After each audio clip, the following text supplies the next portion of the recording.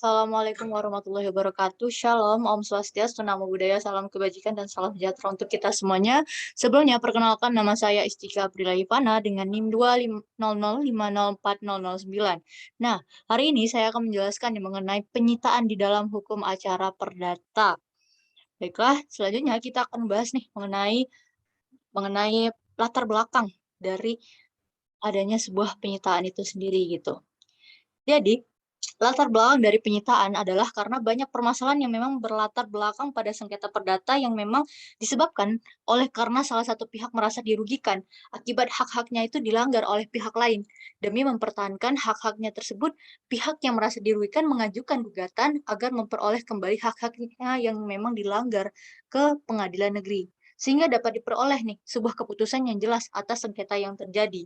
Nah, dalam mempertahankan hak-hak tersebut dengan didasarkan pada putusan pengadilan yang sudah memiliki kekuatan hukum yang tetap, maka untuk mendapatkan hak-hak tersebut sebagai suatu perintah untuk melakukan sebuah eksekusi dapat segera dilaksanakan sebagai pelaksanaan daripada putusan pengadilan gitu.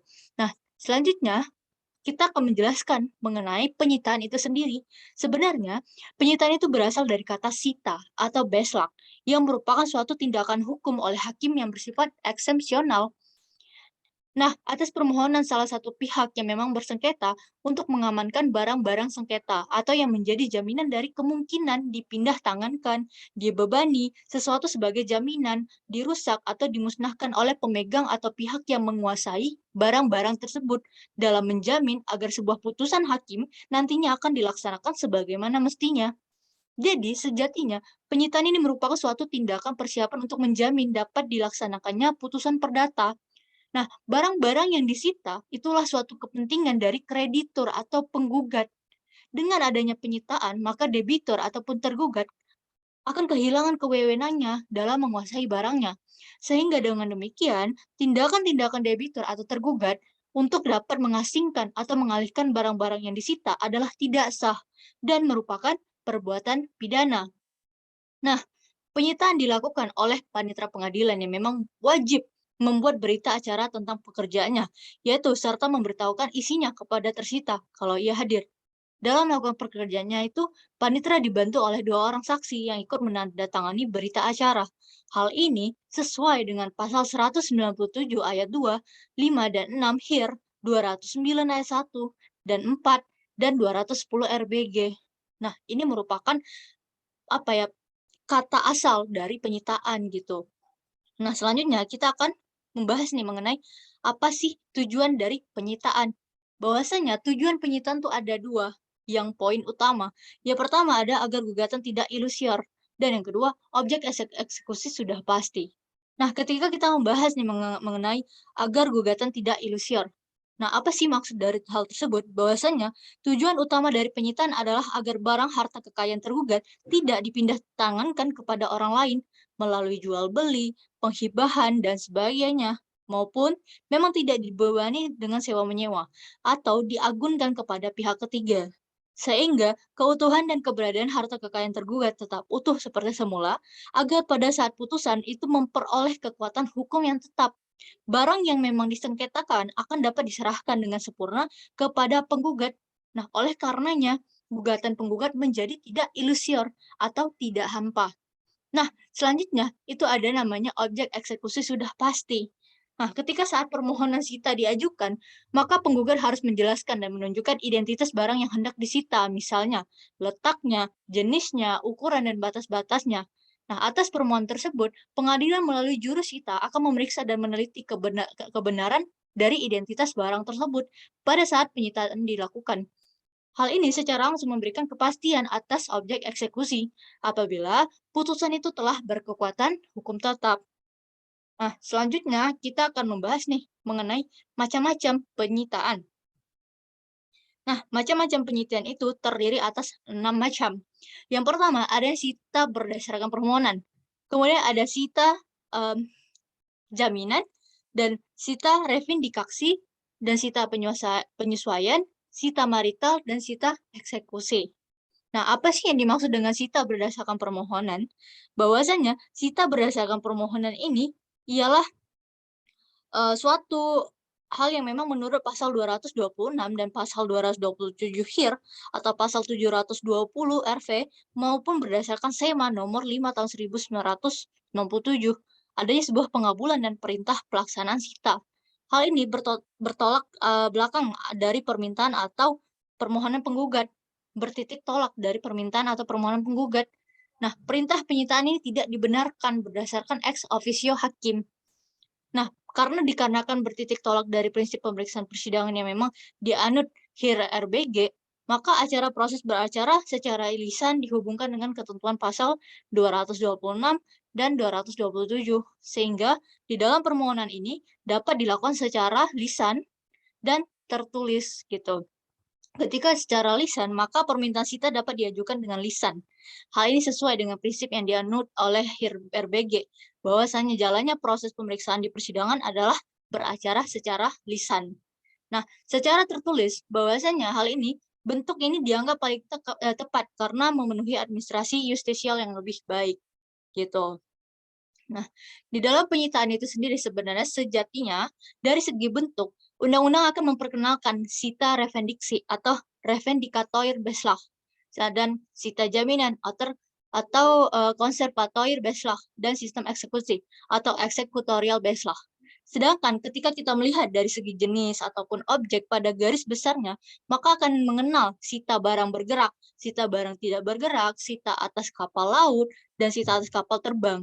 Namun demikian, terdapat persamaan prinsip pokok tanpa mengurangi adanya perbedaan. Nah, pada prinsipnya, semua barang milik debitur, baik itu bergerak maupun tidak bergerak, dapat diletakkan sita jaminan.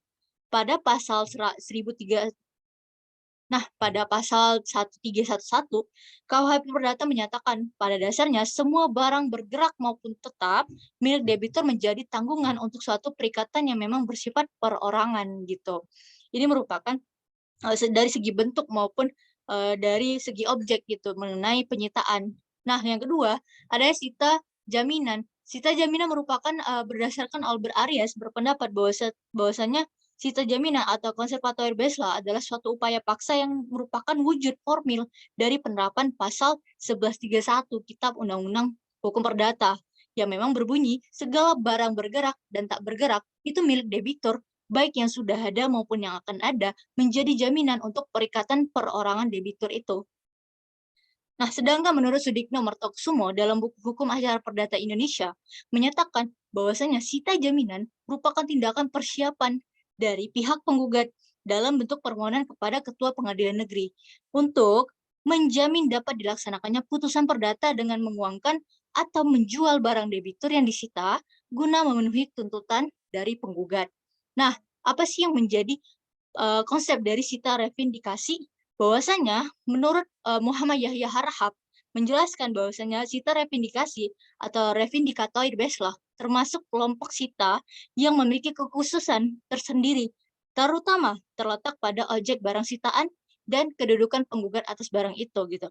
Nah, hanya terbatas nih pada barang bergerak yang ada di tangan orang lain ataupun tergugat, dan yang kedua, barang itu berada di tangan orang lain tanpa hak. Dan permintaan sita ini diajukan oleh pemilik barang itu sendiri agar dikembalikan kepadanya. Nah, dalam sita revindikasi ini, oleh karena yang memang meminta dan mengajukan penyitaan adalah pemilik barang itu sendiri, maka lazim itu disebut penyitaan atas permintaan pemilik. Jadi, sejatinya sita revindikasi merupakan sebuah upaya pemilik barang yang sah untuk menuntut kembali barang miliknya dari pemegang yang memang menguasai barang itu tanpa hak. Nah, syarat ataupun alasan pokok dari sita revindikasi ini merujuk pada alinea pertama pada pasal 226 HIR dan pasal 714 RBG. Maaf, pasal 714 Reglement of the Refundering, yaitu bahwasanya objek sengketa adalah barang bergerak. Dan yang kedua, pemohon adalah pemilik barang. Dan yang ketiga, barang itu berada di bawah penguasaan tergugat tanpa hak berdasarkan jual beli maupun pinjam meminjam sebagai berikut, bahwasanya berdasarkan penguasaan tanpa hak. Kemudian berdasarkan hak reklame yang memang diberikan undang-undang kepada penjual. Dan barang itu berada di tangan tergugat karena adanya pinjam meminjam. Dan menyebut dengan saksama barang yang hendak disita. Selanjutnya kita akan membahas mengenai sita penyesuaian. Nah, sejatinya menurut Muhammad Yahya Harahap dari bukunya yang sama, Beliau menguraikan bahwasanya barang yang telah disita itu tidak boleh disita, tetapi dapat diletakkan ke sita penyesuaian. Nah, apabila atas permintaan penggugat atau kreditor itu telah diletakkan sita jaminan atau konservatoire beslah, sita revindicatoir, sita eksekusi atau eksekutorial beslah, atau sita marital atau marital beslah, maka pada waktu yang bersamaan ini tidak dapat dilaksanakan penyitaan terhadap barang itu atas permintaan penggugat. Nah, hal ini sesuai bahwasanya dengan asas bahwa pada waktu yang bersamaan hanya dapat diletakkan satu kali saja penyitaan terhadap barang yang sama. Permintaan sita yang dari pihak ketiga, sita yang kedua dari pihak ketiga, ini harus ditolak atau tidak dapat diterima atas sebuah alasan pada barang yang bersangkutan itu telah diletakkan sita sebelumnya atas permintaan penggugat. Nah, yang dapat dikabulkan kepada pemohon hanya berbentuk sita penyesuaian. Gitu. Selain itu, adanya barang agunan atau barang yang dijadikan jaminan utang itu tidak boleh disita, tetapi dapat diterapkan sita penyesuaian sehingga akan berlaku tolak ukur. Apa sih tolak ukurnya? Bahwasanya pengadilan atau hakim itu akan dilarang mengabulkan dan meletakkan sita jaminan terhadap barang yang memang diagungkan dan dijaminkan pada waktu yang bersamaan. Dan yang kedua, permohonan sita terhadap barang yang sedang diagunkan harus ditolak demi melindungi kepentingan pihak pemegang agunan. Dan yang dapat diberikan pengadilan atas permintaan sita tersebut hanya sebatas sita penyesuaian. Selanjutnya, mengenai sita marital. Jadi, sita marital ini bertujuan untuk membekukan harta bersama suami istri melalui penyitaan agar tidak berpindah kepada pihak ketiga selama proses perkara atau pembagian harta bersama berlangsung gitu.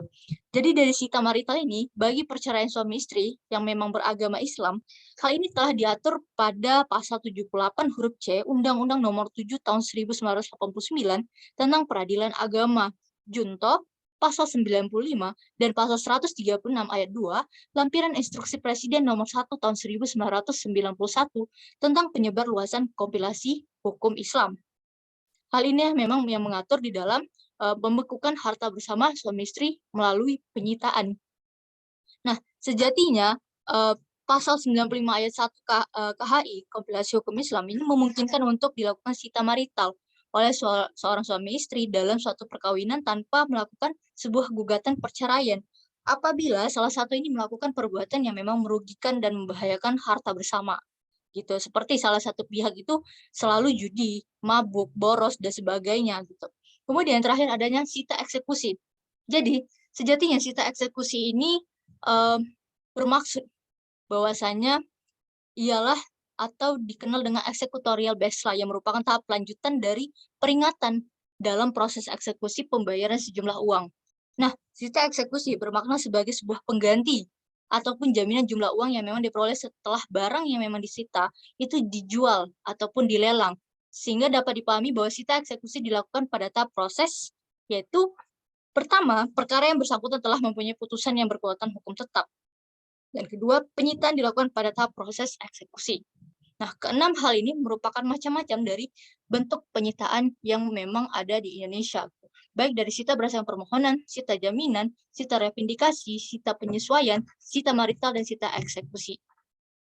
Dan mungkin itu saja yang dapat saya sampaikan. Lebih kurang saya minta maaf. Billahi taufiq wal hidayah. Wassalamualaikum warahmatullahi wabarakatuh.